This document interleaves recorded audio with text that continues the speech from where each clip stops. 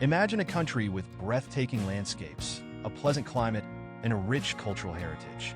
A place where the natural beauty is so striking that it's a favorite destination for adventurers and nature lovers alike. But over 80% of this country remains empty, virtually untouched by human presence. This place is called New Zealand. Despite its appeal, much of its landmass is uninhabited. Why would such an attractive country have so much unoccupied land? What makes New Zealand so unique compared to other regions with similar climates? Let's explore the factors that have shaped this incredible country's population distribution. When most people think of New Zealand, they picture a small, remote island nation nestled in the South Pacific Ocean. But in reality, New Zealand is much larger than many realize. It comprises two main islands, the North Island and the South Island, which rank as the 12th and 14th largest islands in the world, respectively. Combined, these islands cover a landmass greater than the United Kingdom, yet they host only a fraction of the population. The climate of New Zealand is another aspect that might surprise you. With its temperate maritime climate, the country experiences mild winters, warm summers, and abundant rainfall throughout the year. This is particularly true on the North Island, where the weather is similar to that of Western Europe or the Pacific Northwest of the United States. Despite these favorable conditions, New Zealand's population is just over 5 million, about 14 times fewer people than the UK, even though New Zealand is larger in land area. So, why is New Zealand so sparsely populated compared to other regions with similar climates, like Western Europe or even parts of southeastern Australia?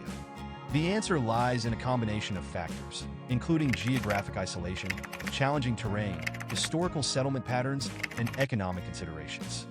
One of the key reasons why so much of New Zealand remains uninhabited is its geographic isolation. New Zealand is located in the South Pacific Ocean, about 2,000 kilometers southeast of Australia, its nearest neighbor. This distance has historically kept New Zealand remote from the rest of the world, making it one of the last large landmasses to be settled by humans. New Zealand's isolation isn't just a matter of distance. It also affects everything from trade and travel to economic development. The country is far removed from major global population centers, and the South Pacific is one of the most sparsely populated regions on Earth. This remoteness has had a profound impact on New Zealand's population distribution, contributing to the low population density across much of the country. New Zealand's population isn't evenly distributed across its landmass. In fact, about 3/4 of the population lives on the North Island, with nearly half of them residing in the Auckland region alone.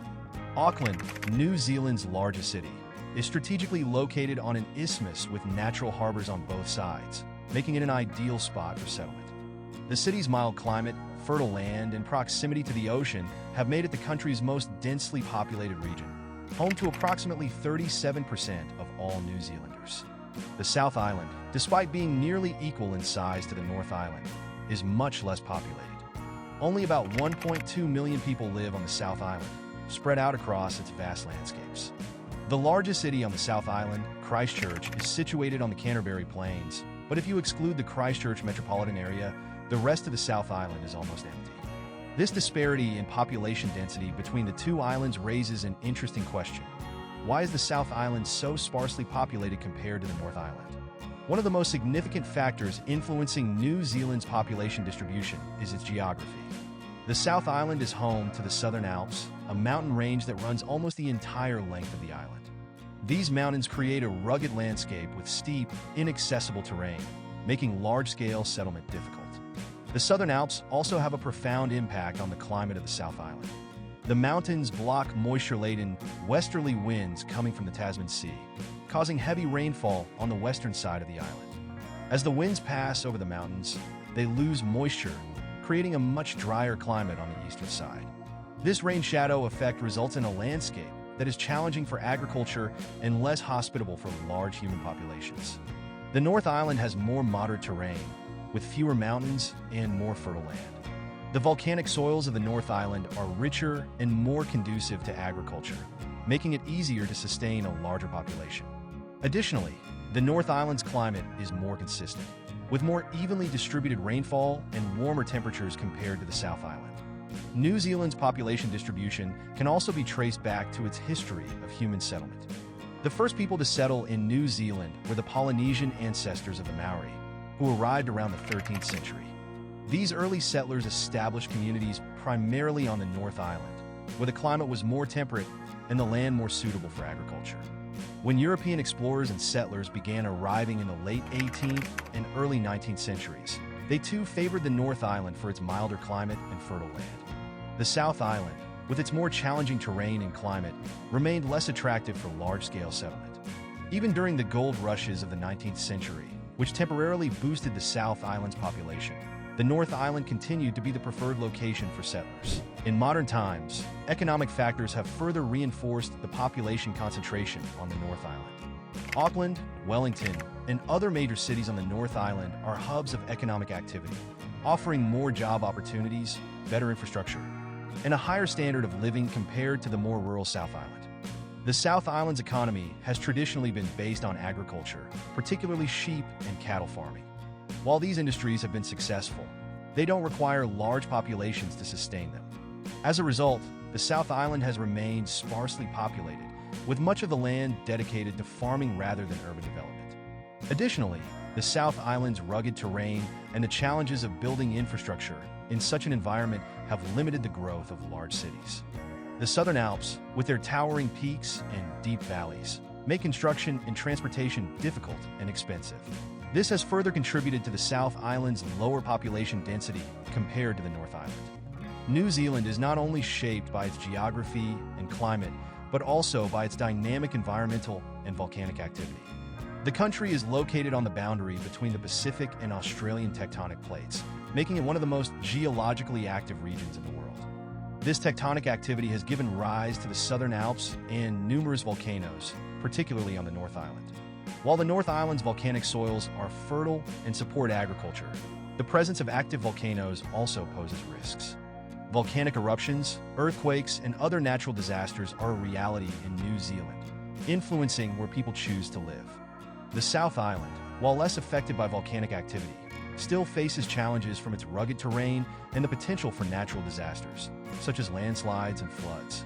Looking ahead, it's unlikely that New Zealand's population distribution will change dramatically. The North Island will likely continue to attract the majority of the population, particularly in and around Auckland, which remains the country's primary economic center. The South Island, with its rugged terrain and challenging climate, will likely remain less populated, preserving its vast wilderness areas. However, there are ongoing discussions about the need to develop more sustainable and balanced population growth across New Zealand. As climate change and other global challenges continue to impact the country, there may be opportunities to rethink how land is used and how populations are distributed. For now, though, New Zealand's unique geography and history have created a landscape where 80% of the land remains empty, offering a rare glimpse into a largely untouched natural world. New Zealand's stunning landscapes and favorable climate might make it seem like an ideal place for widespread human habitation, but the reality is far more complex. Geographic isolation, challenging terrain, historical settlement patterns, and economic factors have all contributed to a population distribution where the majority of the country remains uninhabited. As we've explored today, the reasons behind New Zealand's empty spaces are as fascinating as the country itself.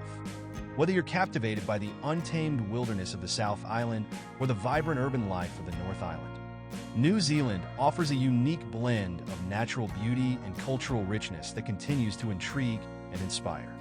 If you enjoyed this exploration of New Zealand's population dynamics, be sure to check out our other videos on fascinating global topics. And don't forget to like and subscribe for more insights into the world's most intriguing places. See you in the next video.